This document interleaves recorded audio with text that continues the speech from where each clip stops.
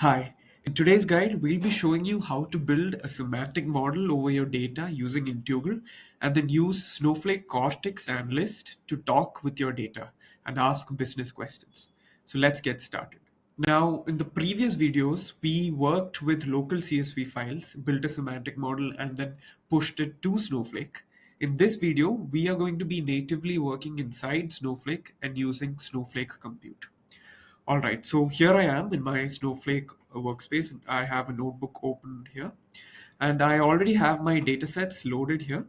Now, this is basically a technology manufacturing company's datasets. It's a mock dataset, and there's like about 20 tables here. Now, let's get started. Now, in order to do this demo, you might have to ask your admin to grant you all this access. Now, this is essential because Snowflake by default does not allow communication with external endpoints. So, this will help you. This is what's going to give you access to install Intugle and also talk to your LLMs.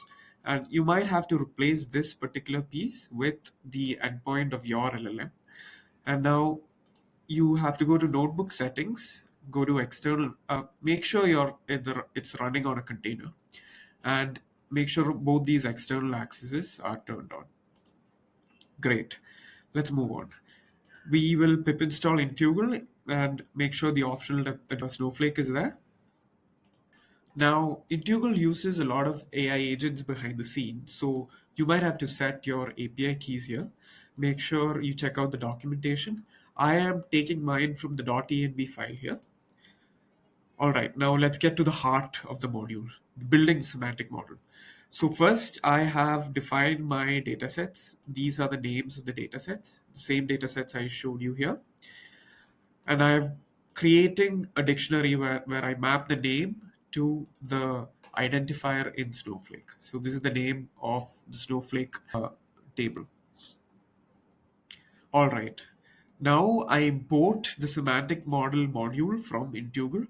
I pass in those datasets and I define the domain as technology manufacturing company. Now, domain is what will help the LLM generate contextual business glossaries for your data. Then I call the semantic model.build method to start building the semantic model. Let's go ahead and run these.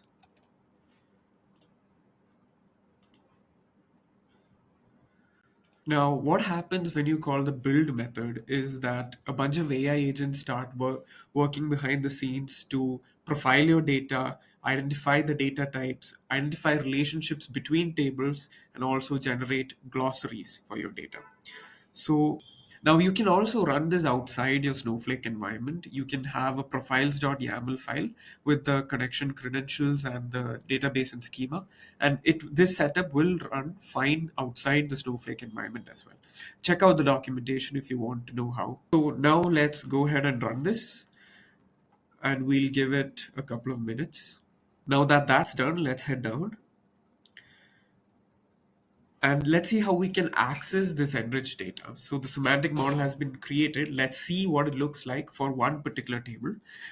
We are going to access the products table and see what all properties it has. So as you can see, we have all the column names. What was the data type that was identified? Was it a dimension or a fact? And let's see, these are the business glossaries generated. These are your business tags. We have some profiling metrics here and some sample data. Cool. So we can also access the relationships that were predicted between tables using the dot links property of the semantic module. Let's see what that looks like.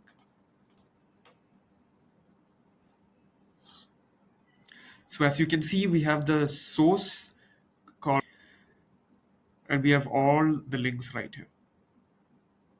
Cool. Now let's also see this as a neat knowledge graph using the dot visualize function of the semantic model.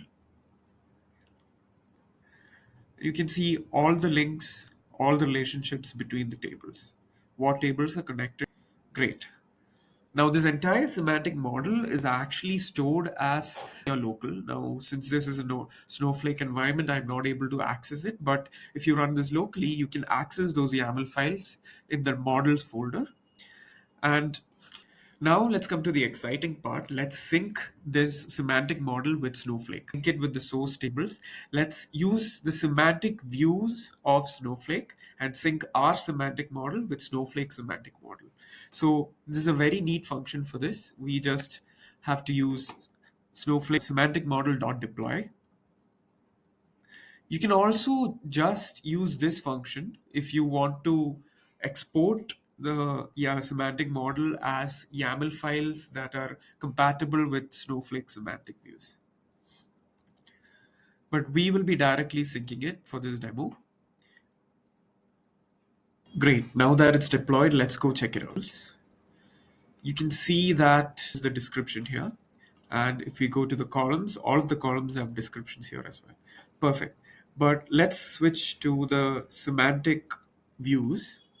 So let's refresh this. Now we have a new category here called semantic views. Let's open the Intugle semantic view. Now what you can see here, if you switch on to this tab, is that we have all the tables here, and we have the descriptions for each table. We have the columns divided into dimensions or facts or time dimensions. And let's open each, and you can see a description for each of the columns as well, along with a cleaned name and the raw name. So this is pretty powerful. So here you can see what are the facts. And if you scroll all the way down, you can also see all the relationships that were predicted. And all of this has generated and synced to Snowflake. Now, this semantic view becomes very powerful when you tie it with the Snowflake Cortex Analyst. So let's head over to Home. Let's go to AI and ML, Cortex Analyst. Now, Cortex Analyst basically allows you to converse with your data in natural language and ask business questions. So let's choose our semantic view here. All right, great. Let's switch over to Playground over here. This is where you can ask your questions. So let me start with a straightforward question. What are the top 5 selling products by order value? So let's see. Cortex Analyst interpretation of the questions. We have some queries and we can see these are the top products. Now, if you look down, there is a semantic query which uses the semantic views, the naming that's in the semantic views, it uses that to generate the query. And internally, Snowflake converts it to the raw SQL in order to execute that query. Pretty cool. Let's try one more question. What is the average annual revenue of customers who gave us a high NPS score?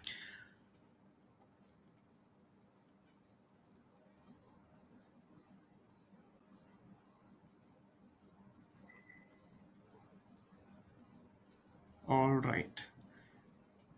So here we have the number of customers for each category along with their average annual revenue. And this is the semantic query generated using the semantic view. And this is the physical query that's getting executed, which is handled automatically by Snowflake Cortex Analyst. So you can see how powerful this is. Using Intugle, we automatically generate. Now we are using Cortex Analyst to ask business questions on data. Pretty cool. All right, now let's head back to our notebook. So next, we have created the semantic model. Now let's consume from the semantic model. Let's create data for the semantic model. Now using Intugle, you can create data fashion. So let's take an example here. Here is a customer 360 data set. I am pulling in columns from multiple tables here, and some of them are aggregate columns. Now, using Intugle, you don't have to write any joins. You just pick out the fields that you need, and then you come down and you use the data product library from Intugle. Let's pass in this data product config and let's build the data product. We'll give it a couple of minutes.